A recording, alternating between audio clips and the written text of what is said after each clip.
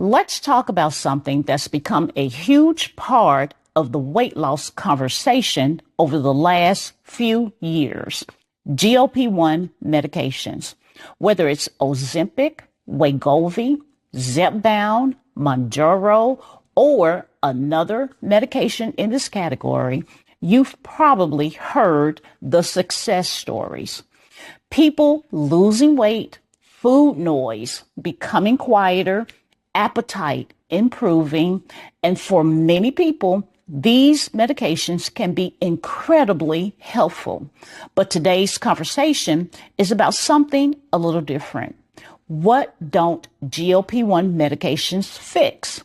Because as helpful as these medications can be, there are still some important parts of the weight loss journey that no injection or shot, prescription, or medication can do for us. And understanding that can make all the difference in creating long-term success. Hey, I'm Dr. Kisha Pickford, a nurse practitioner and hormone-informed metabolic and weight loss strategist, and welcome to Weight Talk Thursdays, where we keep weight loss conversations heart-centered, hormone-informed, and real-life approved for women over 40. And before we get started, let me be clear. This is not an anti-GLP-1 conversation. I personally use GLP-1 medications as part of my own weight loss journey. In fact, I also became a certified GLP-1 lifestyle integration coach because I want to better understand how these medications fit into long-term success. But one thing I've learned is that medications are tools, very helpful tools, but they are not the entire strategy. In my experience, I first started using GLP-1 medication a few years ago. One of the biggest changes I noticed was the reduction in food noise. And if you've ever experienced food noise, you know exactly what I'm talking about. Constant thoughts about food. What am I going to eat? What's my next snack? What's in the refrigerator? What sounds good? For many women, that mental chatter becomes exhausting.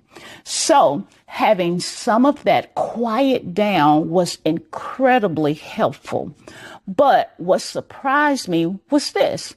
The medication didn't suddenly make me choose protein. It didn't suddenly improve my sleep. It didn't suddenly make me exercise. It didn't suddenly remove stress from my life. The medication created an opportunity, and what I did with the opportunity still mattered. So let's talk about the things GLP-1 medications don't do. Thing number one, they don't build habits. So let's start there. GLP-1 medications can help reduce appetite, but they don't build habits. And honestly, I sometimes joke that I wish they did. I wish the medications would grocery shop. I wish it would meal prep. I wish it would remind me to drink water. I wish it would put protein on my plate each meal. But unfortunately, it doesn't do any of those things. We still have to build those skills. And those habits matter because they become the foundation for long-term success. Thing number two, they don't build muscle. And this is a big one. As women over 40, maintaining muscle becomes increasingly important. Muscle supports metabolism. Muscle supports strength. Muscle supports healthy aging. And while a GLP-1 medication may help with weight loss, it can't strength train for you. It can't pick up the dumbbells. It can't increase your protein intake. Those are still choices we have to make. And protecting muscle during weight loss is one of the smartest things we can do. Now, thing number 3, they don't automatically fix emotional eating. Now, let's talk about something deeper. Food isn't always about hunger.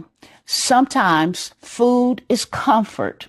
Sometimes food is stress relief. Sometimes food is celebration. And sometimes food is just habit. And while GLP-1 medications can reduce physical hunger, they don't automatically heal our relationship with food. If we've spent years using food to cope with stress, sadness, loneliness, boredom, or overwhelm, that's still work we may need to do. Thing number 4, they don't create a long-term strategy. And this may be the most important point of all. A medication can be part of a strategy, but it is not the strategy. In fact, one of the things that really reinforced this lesson for me was when I had surgery and I had to come off my medication for a period of time. That experience reminded me very quickly that medication was a tool, but it wasn't the entire plan. I still had to think about nutrition. I still had to think about movement. I still had to think about recovery, sleep, and stress. And honestly, it reinforced something I teach all the time. If we don't build habits while using the tool, we can feel lost when the tool is removed. And I can tell you, even now, I'm currently working through a little plateau myself. And when that happens, I don't immediately blame my metabolism. I don't panic. I start asking questions. How's my sleep? How's my stress? Am I getting enough protein? Have I become a little too relaxed with my nutrition? Am I moving constantly or consistently? Those are the same questions I ask my clients because often the answer isn't found in doing something extreme. It's found in paying attention. So, what should women be working on or focused on while using a GLP-1 medication? Well, I encourage women to think of this as a learning season, a habit building season, a chance to strengthen the lifestyle skills that will support their health long term, because those skills remain valuable whether you're taking a medication, coming off a medication, or never use medication at all. That's one reason I created the Root Cause Weight Loss Wellness Audit. Sometimes women don't need another diet. They need clarity, a chance to look at their habits, nutrition, sleep, stress, routines, and lifestyle patterns to understand what's really driving their results.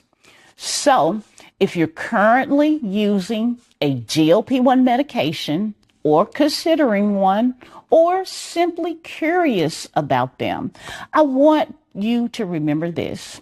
Using a tool doesn't mean you failed. And using a tool doesn't mean the work is done. Both can be true. Medications can help. Lifestyle still matters. And together, they can create a powerful foundation for long-term health. If you'd like to learn more about my approach to sustainable weight loss after 40, I share much of that journey in my book, The Wait is Over: How Women Can Finally Lose Weight After 40 and Keep It Off for Good. And if you like to go deeper and look at the habits and lifestyle factors that may be influencing your results, my root cause weight loss and wellness audit may be a great place to start.